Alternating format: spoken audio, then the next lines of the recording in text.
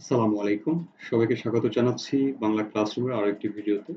এই ভিডিওর মধ্য দিয়ে আমরা বাংলা ব্যাকরণের আলোচ্য বিষয় সম্পর্কে ধারণা নিব। এখান থেকে বিসিএস এবং প্রতিযোগিতামূলক যে পরীক্ষা আছে, অ্যাডমিশন বা যেকোনো চাকরি প্রস্তুতি চাকরি পরীক্ষা, সকল পরীক্ষা এখান থেকে প্রশ্ন হয়ে থাকে। সুতরাং এই টপিকটি খুবই গুরুত্বপূর্ণ। আর এই ক্লাসটির মধ্য দিয়ে আশা করছি এই টপিক থেকে যে প্রশ্নই আসুক না কেন আমরা সহজে তার উত্তর করতে পারবো।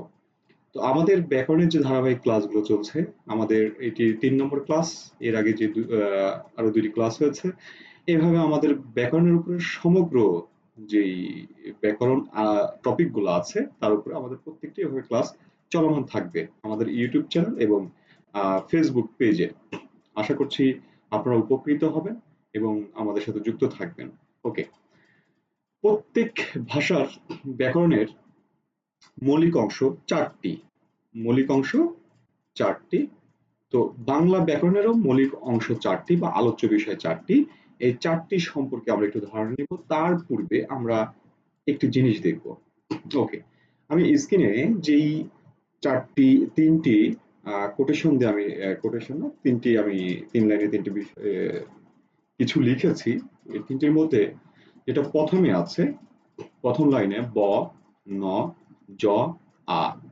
আমরা এই বর্ণগুলোকে যদি দেখি, এই বর্ণগুলোকে যদি আমরা দেখি তাহলে আমরা দেখতে পাই এগুলো বাংলা বর্ণমালার বর্ণ অথবা ধ্বনি। ওকে, ধ্বনি অথবা বর্ণ। এই ধ্বনি বা বর্ণগুলো একত্রে করলাম যখন যখন সাজালাম, যখন সাজিয়ে ফেললাম, সাজিয়ে ফেলার পরে আমি একটি শব্দ পেলাম। অর্থাৎ প্রথমে আসছে বর্ণ, বর্ণমালার বর্ণ বা ধ্বনি, পরে আসছে আমাদের এই বর্ণগুলোকে একত্রিত করার পর একটি শব্দ। একটি কি? শব্দ। এই শব্দ যখন আমি দেখছি যে একটি শব্দ, এরকম যখন একাধিক শব্দ আমরা পাশাপাশি যুক্ত করাচ্ছি এবং ঠিকঠাক ভাবে বাক্যের যোগ্যতা অনুযায়ী যখন আমরা যুক্ত করছি, আকাঙ্ক্ষা আসক্তির যোগ্যতা, এই ৩টি বিষয়কে সামনে রেখে তখন একটি বাক্যে রূপান্তরিত হচ্ছে। অর্থাৎ এরকম শব্দ বেশ কয়েকটা শব্দ মিলে এই যে একটি একটি একটি একটি যদিও বাক্যে ব্যবহৃত শব্দগুলোকে পদ বলে, আমরা বোঝার সুবিধার্থে এখানে আমরা এটাকে শব্দ বলছি আর কি। তো এখানে দেখতে পাচ্ছি বেশ কয়েকটা শব্দ পাশাপাশি যুক্ত হয়ে, যদি আমি গুনি এখানে দেখতে পাবো ৬০টি শব্দ আছে। এই ৬০টি শব্দ পাশাপাশি যুক্ত হয়ে গঠন করলো একটি বাক্য। অর্থাৎ ধারাবাহিকভাবে প্রথমে আসছে ধ্বনি বা বর্ণ, পরে আসছে ধ্বনিগুলো যুক্ত হয়ে শব্দ, তারপরে শব্দগুলো যুক্ত হয়ে বাক্য।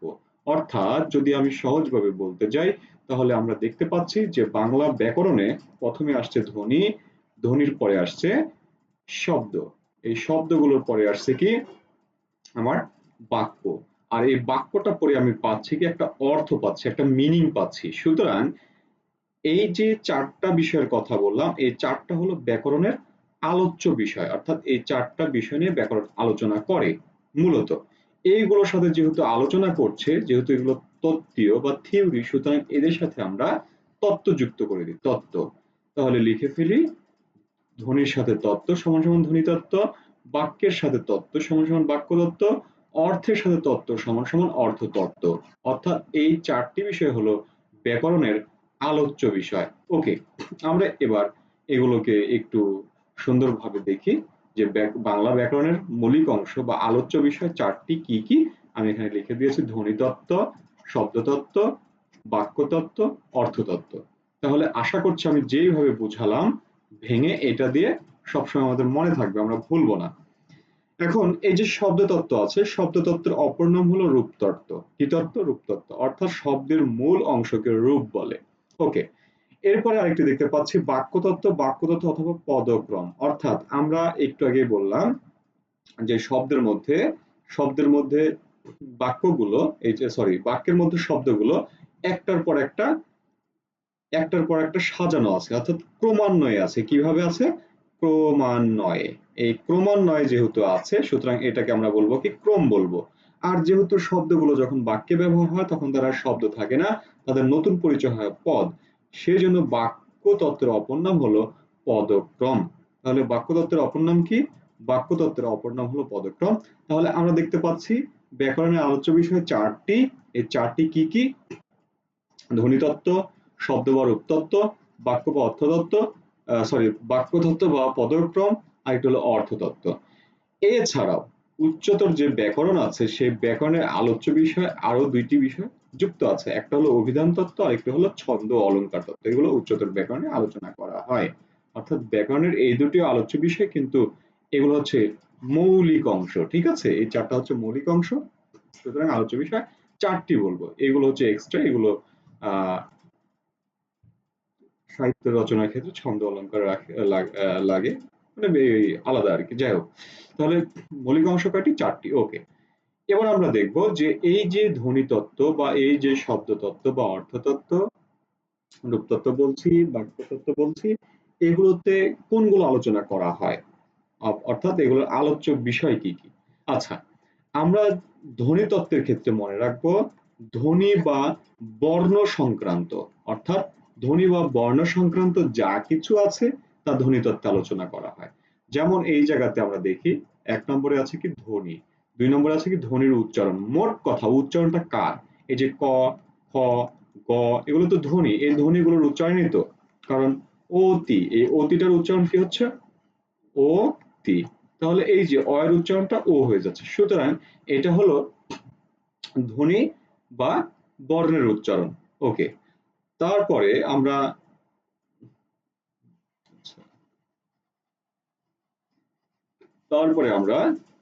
বানান। বানানটা কি? বানানটা তো বর্ণ দিয়েই তো বানান, ধ্বনি বা বর্ণ দিয়ে বানান। সুতরাং একটু ধ্বনিতত্ত্বের আলোচনা বিষয়। এরপরে বর্ণমালা, অর্থাৎ বর্ণগুলো মিলিয়েই তো মালা হচ্ছে একত্রে, বর্ণমালা। আমাদের বাংলা বর্ণমালায় বর্ণ সংখ্যা 50টি, যার মধ্যে স্বরবর্ণ 11টি, ব্যঞ্জন বর্ণ 39টি। বর্ণের বা ধ্বনির বিন্যাস, যাই হোক, ধ্বনি কথা এবং বর্ণ কথা থাকলে সেটা ধ্বনিতত্ত্ব। ধ্বনির পরিবর্তন, বর্ণ, নত্ববিধান, নত্ব মানে কি? মূর্ধন্য য় এর ব্যবহার, সত্যবিধান মানে কি? মূর্ধন্য ষ এর ব্যবহার, অর্থাৎ এগুলো সবগুলো বর্ণ, সেজন্য এটা কি ধ্বনিতত্ত্বের মধ্যে পড়ছে। সন্ধি মানে কি? সন্ধি মানে হলো মিলন। কার মিলন? ধ্বনির মিলন। সুতরাং ধ্বনির সংক্রান্ত যা কিছু থাকবে না কেন সবগুলো হচ্ছে ধ্বনিতত্ত্বের আলোচ্য বিষয়। ওকে, এরপরে আছে আমাদের শব্দতত্ত্ব। শব্দতত্ত্বটা আমরা একটু পরে পড়ব, তার পূর্বে আমরা পড়ব বাক্যতত্ত্ব। একইভাবে বাক্যতত্ত্বটা কি? যেটা মূলত হচ্ছে বাক্য নিয়ে কথা হয়, বাক্য, অর্থাৎ মূল থিমটাই হচ্ছে বাক্য বা বাক্য কথাটা উল্লেখ থাকে। যেমন এখানে সরাসরি বাক্য, বাক্যতত্ত্ব। বাক্য গঠন, বাক্যের গঠন, তাহলে বাক্যতত্ত্ব। বাক্য রূপান্তর, বাক্যতত্ত্ব। এই যে সবগুলোতে বাক্য কথাটা আছে। ঠিক আছে, বাক্যের যোগ্যতা, বাক্যের উপাদান। উক্তি, উক্তিটাও কি? উক্তিটা হচ্ছে কথা। ঠিক আছে, প্রত্যক্ষ বা পরোক্ষ, পুরোটাই হচ্ছে বাক্য, একটা বাক্য আর কি। কারক, কারক কি? কারকটা হচ্ছে ক্রিয়াপদের সাথে সম্পর্ক, ক্রিয়াপদের সাথে অন্য পদের সম্পর্ক, অর্থাৎ এই সম্পর্কটা বাক্যের মধ্যে হয়ে থাকে। এটি আগে এই শব্দতত্ত্বে ছিল, কিন্তু আধুনিক ব্যাকরণে এটা এসে বাক্যতত্ত্বে স্থান পেয়েছে। সুতরাং কারকটা হচ্ছে বাক্যতত্ত্বের আলোচ্য বিষয়। প্রবাদ প্রবচন, অর্থাৎ এই যে যেগুলো আমাদের বাগধারা আছে, হ্যাঁ, বাগধারা, প্রবাদ প্রবচন, যেগুলা প্রবাদ প্রবচন যেগুলো আছে এগুলো মূলত বাক্য নিয়ে, সুতরাং এটা মনে রাখতে হবে। পদ পরিবর্তন, এই পদটা কোথায় পরিবর্তন হয়? পদটা পরিবর্তন হয় বাক্যের মধ্যে, বাক্যের ভিতরে পদগুলো পরিবর্তন হয়। সুতরাং পদ পরিবর্তনটা বাক্যতত্ত্বের আলোচ্য বিষয়। এখন আরেকটা বিষয় মনে রাখতে হবে, শুধু যদি পদ আসে, শুধু পদ, তাহলে এই পদটা হবে শব্দতত্ত্বের, কিন্তু পদ পরিবর্তন, পরিবর্তনটা বাক্য হচ্ছে, সুতরাং এটা বাক্যতত্ত্বের। বাক্য সংযোজন, বাক্য সংকোচন বা বিয়োজন, যাই আসুক না কেন, বাক্য কথা থাকলে সেটা হলো বাক্যতত্ত্ব। জ্যোতিচিহ্ন, জ্যোতিচিহ্ন কোথায় ব্যবহার হয়? বাক্যে ব্যবহার হয়, বাক্যের শেষে, বাক্যের মধ্যে। যাই হোক, বাক্যতত্ত্বের মধ্যে, বাক্যের মধ্যে ব্যবহার। সুতরাং এই জ্যোতিচিহ্নটা হচ্ছে বাক্যতত্ত্বের আলোচ্য বিষয়। ওকে, এরপরে আমরা অর্থতত্ত্বের দিকে যাই। সরি, অর্থতত্ত্বের এই যে বাগধারা, প্রবাদ প্রবচন, এটা হচ্ছে বাক্যতত্ত্বের, কিন্তু বাগধারাটা আমাদের অর্থতত্ত্বে। ঠিক আছে, এটা একটু মনে রাখবো। ওকে, অর্থতত্ত্ব, অর্থতত্ত্বটা যখন আমরা পড়বো তখন আমরা এই বিষয়টা মনে রাখবো, থয়রে অথবা অর্থ, এই কথাটা আর কি, এই কথাটা উল্লেখ থাকবে বা এরকম কিছু আমরা দেখতে পাবো। যেমন বাক্যের অর্থ বিচার, বাক্যের অর্থ বিচার, সরি এটা ডাবল হয়েছে।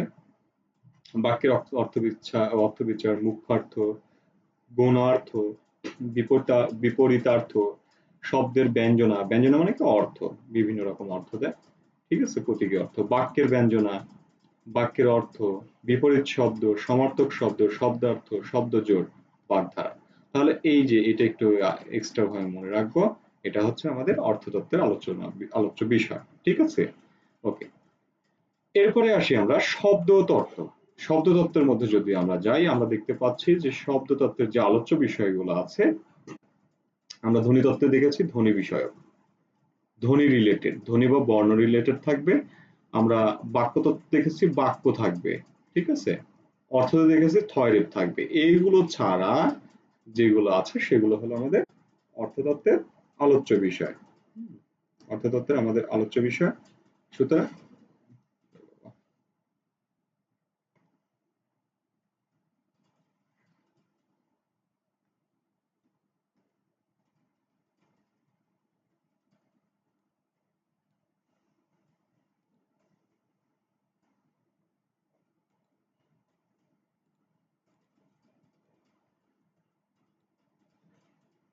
ওকে, তাহলে যেমন শব্দের প্রকার, পদের পরিচয়, শব্দ গঠন, পদ, ঠিক আছে, লিঙ্গ, বিভক্তি, বচন,